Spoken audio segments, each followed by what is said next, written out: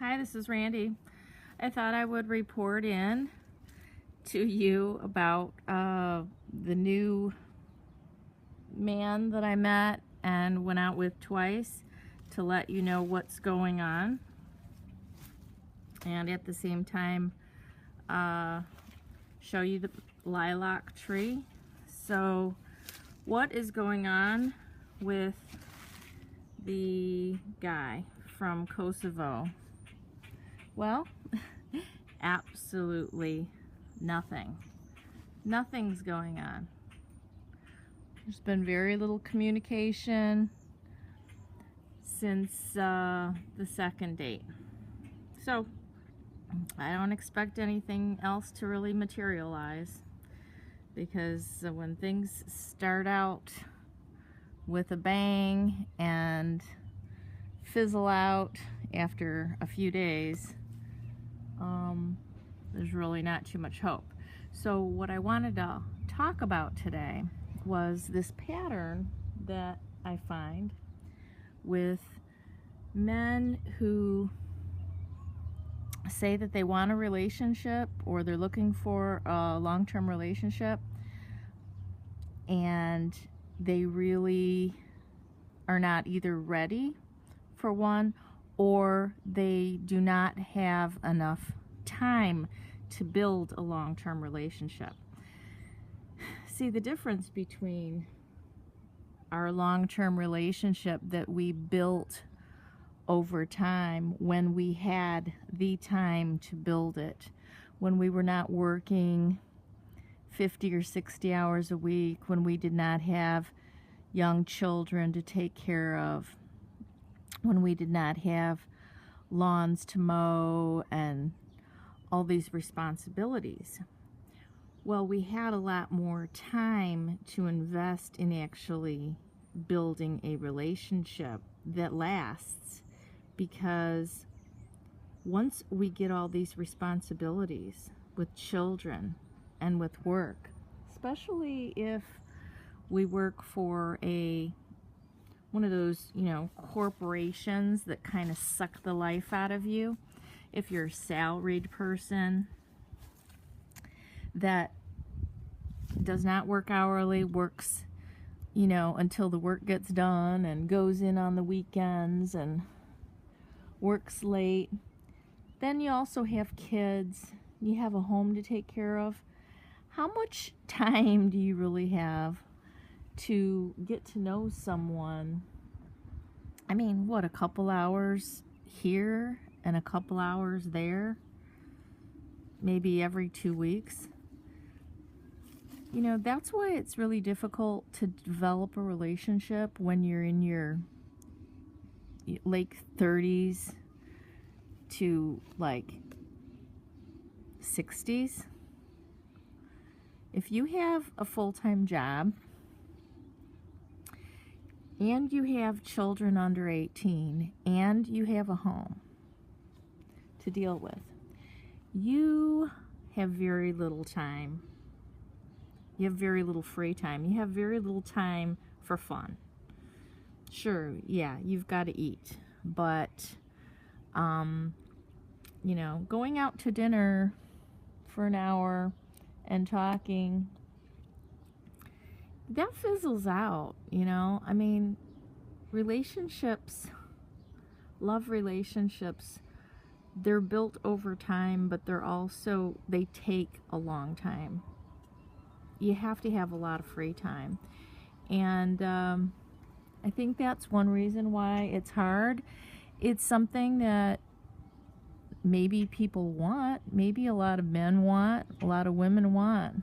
You can want things all you want them, but the question is, do you really have time? Are you willing to do what it takes? So even after you meet somebody that is appropriate and that you like and that doesn't live too far and that meets just basic requirements, do you both have the time to spend to develop a relationship? Sounds very simple, but it's actually very common that men want the long term. They want the love, they want the sex, they want the commitment. They really do. They want that person to come home to. But they forget that their first wife or their first and second wives, somehow they managed to spend a lot of time to get to know that person, so that person was willing to make that commitment, that investment. It took a lot to get there. The history of a relationship should not be ignored. The time that was spent to get to know each other in the past, when you had less responsibilities, is a very important aspect that all should consider when they're just willing to maybe up and throw away a long-term relationship and decide that they're going to start over and meet somebody. Sure, you can meet somebody,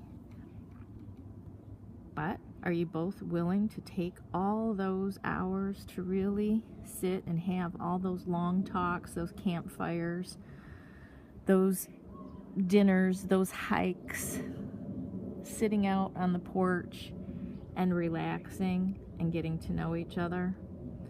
Or are you too busy with your life? Are you too busy with work? Do you have things weighing on your mind? Are you having to pay your bills, take care of the inside of the house, the outside of the house? You have kids calling, you have kids to meet needs for, you have sporting events to go to,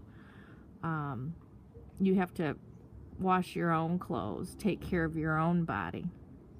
How much free time do you have to develop a relationship? Or do you just want to skip right to the end and get straight to that committed long-term relationship without putting in the time? Because that's what I'm finding a lot of people expect and they want to do. They discount all of the history, all of the hours that were spent as a younger person having fun, leisure, the leisure activities that you do with your friends and with your prospective mates that cause that love to develop. So when the narcissist decides to discard you, they don't pay attention to the history that and the length of time that it took for someone to really develop those devoted feelings to them. So they're just like anybody else in that manner.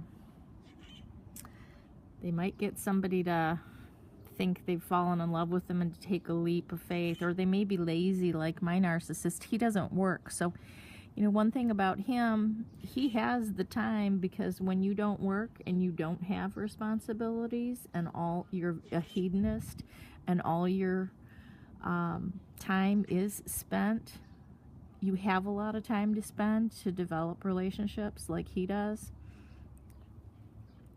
I mean, I guess that's a good thing about him. He has a lot of free time, and people who work, again, especially for corporate America on salary, who are expected to put in more than a regular work week, they just don't have a lot of free time, and so they're basically giving up love, and I guess they just feel satisfied with some, you know, quick sex or some friend with benefit relationship. They're willing to throw away the investment that they made with somebody when they were younger and had less responsibility. So thanks for listening today, guys. Sorry about the camera, and have a good night.